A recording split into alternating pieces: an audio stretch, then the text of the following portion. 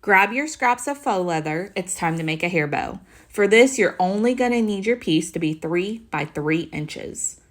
You're going to do 3 pinches down the middle.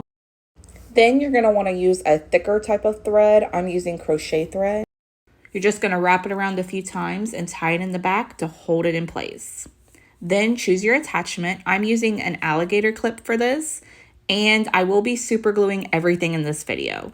When working with this material, most people use hot glue, and that's fine if that's what you want to do, but I super glue pretty much everything. I'm grabbing one little bitty piece. I only cut this a 1/4 inch thick to use as my center. And to hold this in place, most people would just clip it closed or hold it with their finger. I'm using scissors. I know it looks crazy, but they fit perfectly and it holds. And now I have a beautiful new bow for my daughter. Thank you for watching. If you found this video helpful and would like to keep seeing videos like this one, don't forget to like this video and subscribe to my channel.